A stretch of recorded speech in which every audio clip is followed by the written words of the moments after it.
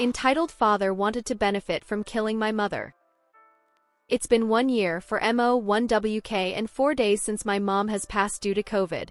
Even sharing this now, I'm having a hard time, but I'm hoping that letting it out will help with grieving. When she first tested positive while working at the VA Northern California healthcare system in Oakland, I told my father to take my mom to be seen by a doctor and to get her help. She passed away 8 days later. She never told us how bad it was, just for us to stay away so we don't get COVID from her. My father is a Navy veteran, medically and mentally ill, and he's a Trump supporter who drank bleach literally. He threatened to divorce her if she got vaccinated with the mark of the beast, and adamantly told his children that we will all die from the vaccine. During her last days, she had reached out to my father's siblings to beg them for help convincing him to take her to the hospital or for them to take her. The morning before she passed, his sister was able to convince him to take her. She lost consciousness when she arrived and was immediately admitted to the ICU. She passed away a couple hours later on October 9, 2021 at 12:28 p.m. in RM number 242, ICU 2H4. I contacted the funeral home to make arrangements, gave my apartment to my youngest sister, and moved back in to take care of my father. I then arranged and coordinated to have a funeral in America and her home country simultaneously, so that her family who weren't able to come to America can still attend. My aunts deserved to see their sister buried. That was non-negotiable. My mom's friends started a GoFundMe, which funded her celebration of life both in America and in her home country. My father has a lot of health and mental issues.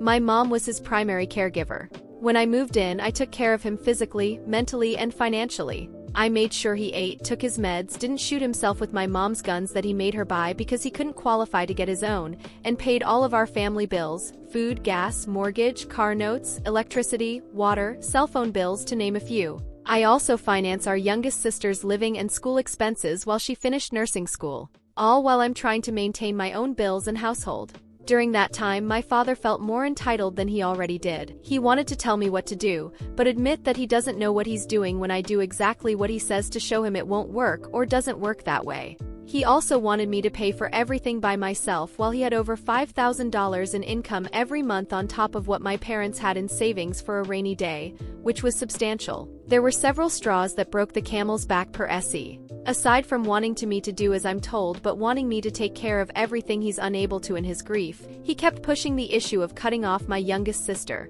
He insisted that she's an adult and should be able to take care of herself if she would have made better decisions. This coming from the same adult who's not able to take care of himself due to long-term alcohol abuse.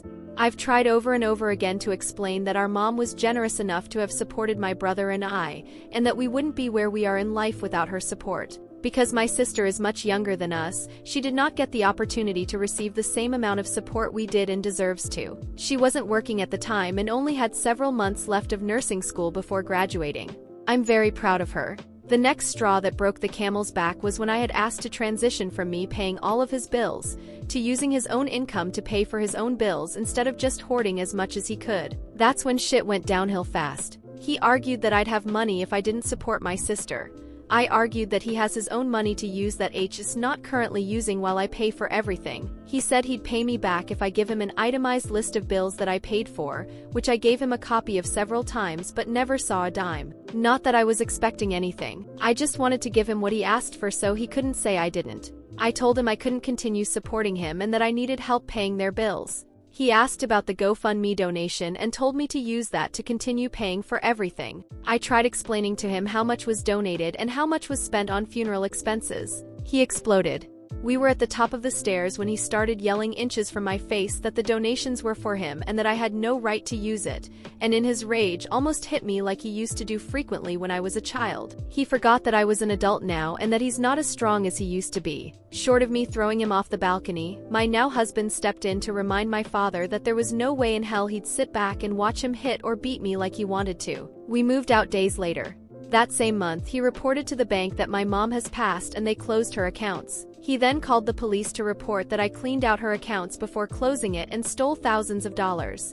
After a long investigation by the police, they had the bank explain to him that the accounts were closed by him when he reported that she has passed, and that they have sent out a check to him in the amount of what was in all of the accounts. He then reported my car that was under his name stolen. After yet another long investigation, the police concluded with video and testimonial evidence from the dealership that the car was not stolen and that he had bought the car with the intention of having me drive it. Shortly after, I got into a car accident unrelated that totaled the car, which he got a check for from the insurance company because it was under his name. I have since bought my own car without his help in any way, shape or form.